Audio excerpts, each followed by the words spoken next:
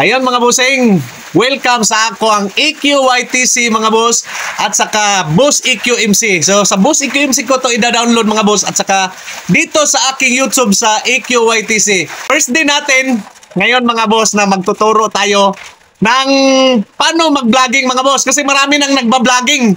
So marami nang nag-vlog mga bossing. Kaya humina tayo sa ating content na bao-bao mga boss.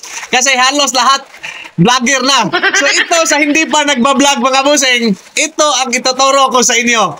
So di ba mga boss, mayroon kayong Facebook. Yan, may Facebook tayo, di ba? I-open nyo yan. Yan, i-open nyo mga boss yung Facebook nyo. Pasensya kasi ulan oh. Yan. Pagka-open sa Facebook nyo mga boss, pindutin nyo yung tatlong dot dyan sa gilid.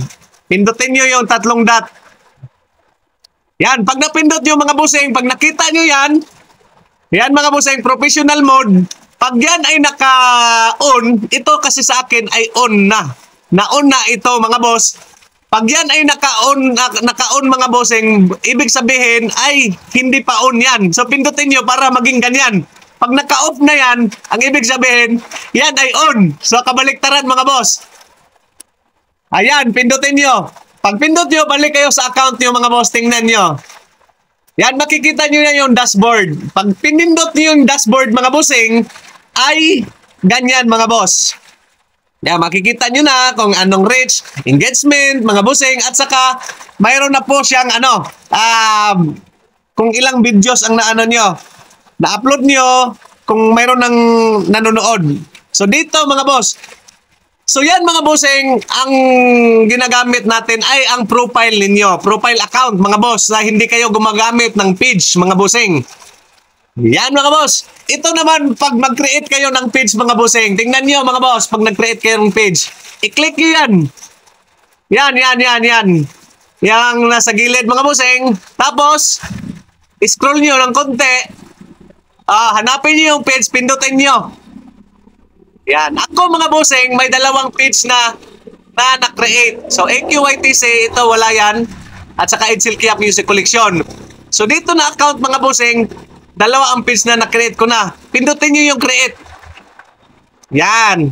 Tapos, i-fill up nyo lang kung anong pangalan ng page nyo. Mga bossing, isang tips mga bossing ha, dapat ang page nyo ay walang kapareha. Magkaiba talaga, unique yung pangalan mga boss, na pag sinesearch yung page nyo mga bossing ay walang kapareha at saka madaling matandaan ng tao mga boss. Hindi ka to, kasi pag lumagpas kayo ng 500 mga boss na followers, hindi na po yan mapapalitan. Kung mapapalitan man yan ay mahirap na. Mga katulad sa aking page mga bossing sa Edsel Kiap Music Collection ay mahirap po. Mahirap na po siyang palitan.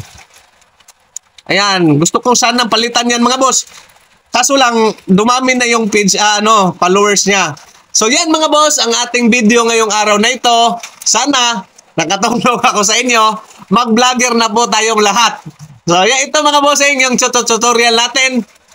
Bukas, o di kaya, sa sunod natin na vlog mga boss, antabayanan nyo ako mga boss. Kasi iba na naman yung ituturo natin. Dahan-dahanin natin mga bossing ang ano natin dito. So ito pala mga boss, pwede na kayo mag-create ng reels. Nandyan sa gilid, mayroon ng nakapindot dyan na reels. Yan, pindutin nyo yan, mag-create na po kayo. Yan mga boss, dahan-dahan natin. Dito sa page na to mga bossing, ay ituturo natin kung ano mga diskarte natin dito. Para makapag-vlog na rin kayo mga boss. At saka ito, hindi ko kayo pepersahin kung anong dahan-dahan po natin, idahan-dahan natin ang pagturo. So ngayong araw na to, ito muna. Yan, ngayong vlog na to mga boss, ito muna. Yan muna mga bossing para maintindihan nyo ng mabuti mga boss. So sa hindi pa nakapag-follow, paki-follow.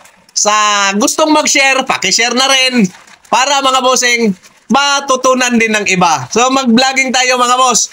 Ito naman mga boss, pagdating ng mga ma-monetize kayo, ma-recognize kayo ni Mita mga bossing. Mapasok kayo sa requirements mga bossing, ay kikita na kayo mga boss ng kahit pakunti-kunti, at least mayroon mga boss, kaysa nag-Facebook kayo mga boss na wala naman kayong kita. At saka puro chismis na lang yung mga friend. So, paki-follow mga boss, paki-subscribe.